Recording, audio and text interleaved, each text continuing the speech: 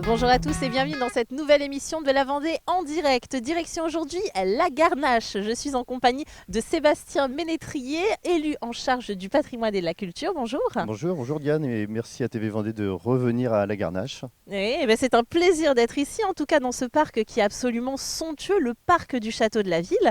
Et nous sommes là puisque nous allons alors commencer déjà par aborder la motte féodale. C'est la motte féodale qui est juste à côté du château et que vous venez d'acquérir. Pour quelle Oui, raison? parce qu'en fait la municipalité en fait a une politique de réhabilitation de son patrimoine et puis la mode féodale a bien sûr toute sa place dans cette politique. Et donc les parcelles donc étaient à vendre entre guillemets hein, et nous avons fait le choix de les acquérir. C'est un petit peu la genèse de la commune, hein, une mode féodale, hein. C'est-à-dire qu'elle a été érigée au Xe siècle, initialement pour se prémunir donc, des attaques des Vikings. Et donc par la suite, elle a été prise dans le château afin de mettre l'artillerie, par exemple. Donc c'est toute l'histoire non seulement de la mode féodale, mais du château et de la commune, hein, puisque même, je dirais, lors de fouilles, ils ont trouvé des sarcophages mérovingiens datant du 7e siècle et des traces aussi de poteaux qui laissent suggérer donc la présence d'habitations à cette époque. Est-ce qu'on peut expliquer ce qu'est une motte féodale finalement pour les gens qui ne connaissent pas? Bah, une mode féodale, en fait, c'est donc, comme je disais, c'était pour se défendre contre les invasions, en l'occurrence de Vikings. Et en fait, C'est une parcelle de terre qu'on érige comme ça ouais. pour se protéger. Alors, en fait, on creuse donc autour et ça permet d'ériger donc cette motte. Et on mettait un donjon, ce qu'on appelle maintenant un donjon, au-dessus. Et donc, ça permettait de guetter et des palissades en bois donc, qui étaient disposées aussi tout autour. C'est un petit peu un ancien château fort quelque part, puisque un château fort garde cette même structure, hein. C'est-à-dire le donjon au centre, des murailles et souvent donc aussi des douves. Alors cette acquisition, elle a été faite pour quelle raison? Qu'est-ce que vous allez en faire? Qu'est-ce qu'on fait d'une motte féodale quand on est une commune? Eh ben déjà, on préserve son patrimoine, parce que c'est essentiel, hein. Ça permet de se remémorer notre histoire, de faire honneur aussi à tous ceux qui ont contribué à ce que notre commune puisse être érigée et se développer dans le temps. Et le but donc, de la municipalité est de la remettre en valeur et qu'elle soit donc intégrée dans un programme de visite, de mise à disposition des garnachoises et garnachois, et qu'elle soit à terme raccordée au parc du château où nous sommes actuellement. Voilà, parce que ça s'englobe dans un programme qui est bien plus vaste, qui va être de complètement ouvrir ce magnifique parc dans lequel nous nous trouvons Mm. pour que les visiteurs puissent aller venir à leur guise. Oui, tout à fait. C'est-à-dire que, bon, à la base, c'était donc une propriété privée donc, qui était fermée, hein, et puis elle a été mise en vente.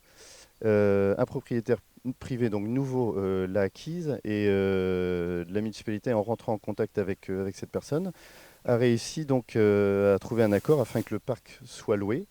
Et donc là, nous sommes en train de le remettre en état. Et le projet est donc, par exemple, d'ouvrir le mur qui se trouve aux abords de la route afin que les remparts puissent être visibles quand on arrive de Chaland. Et alors qu'est-ce qu'il reste encore à faire là dans ce parc pour le rendre ouvert au public? Alors ça va surtout se passer donc, dans la partie du bas, hein, donc avec donc, les allées qui vont être remises en état, de la végétation, un projet aussi donc, de théâtre de verdure ou de réception ou des manifestations donc, culturelles pourront se tenir.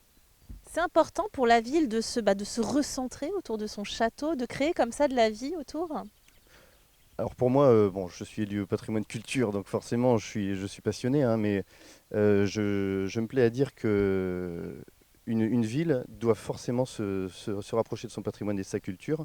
C'est aussi, ça permet aux habitants de se rendre compte de la richesse de l'histoire, hein, parce que c'est vrai que ce lieu ayant été fermé pendant un certain nombre d'années, beaucoup de gens qui viennent même d'arriver sur la Garnache ne se rendent pas compte de la chance qu'on a d'avoir ce plus vieux château de Vendée, parce que c'est le plus vieux château de Vendée sur notre commune, et aussi tous les personnages importants qui ont été présents durant l'histoire, que ce soit Jeanne de Belleville, qui est fortement connue, la famille de Rohan, mais aussi, donc, bon, alors là on n'est pas dans le cadre du château, mais on a quand même la chance d'avoir le général Charette qui a résidé à Fond-de-Clos sur la Garnache. Donc la Garnache a une histoire extrêmement riche et on se devait de la remettre en valeur. Ce château, en quelques mots, c'est quoi son histoire finalement? Ah bah, ce château, donc, bon, on part forcément donc, de la Motte, hein, donc, du Xe siècle. Et ensuite, il faut savoir que la Garnache était quand même une place protestante. à la base. Et ce qui est très intéressant, c'est que donc pendant les guerres de religion, forcément, il a été assiégé. On a le Henri de Navarre, qui est donc le futur Henri IV, qui est venu ici.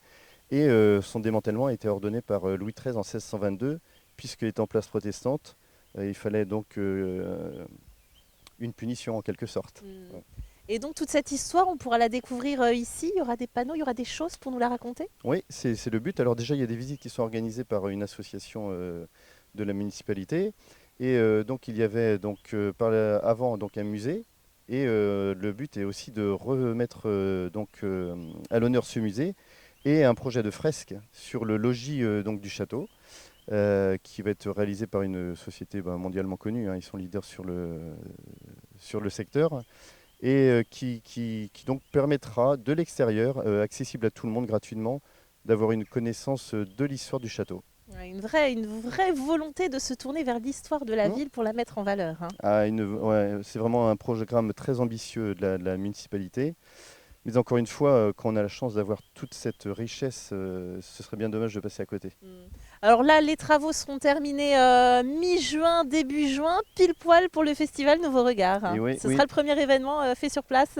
ouais, c'est vrai que alors la première édition avait déjà eu lieu l'année dernière, donc ici même. D'ailleurs, le propriétaire avait accepté qu'il y ait une scène et donc ce festival sur place. Et effectivement, donc la deuxième édition aura lieu donc le 9 et 10 juin 2023. Et là, on espère bien que l'inauguration du parc pourra se passer en même temps. Il nous reste quelques secondes. Parlez-nous du festival Nouveau Regard.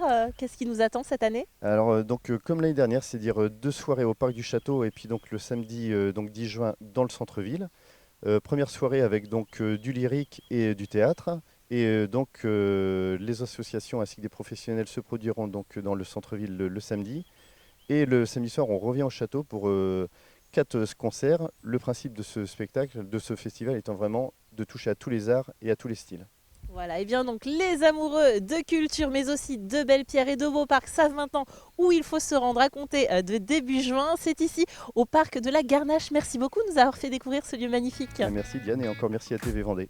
Voilà, c'est la fin de cette émission. Merci d'avoir été avec nous et à très bientôt.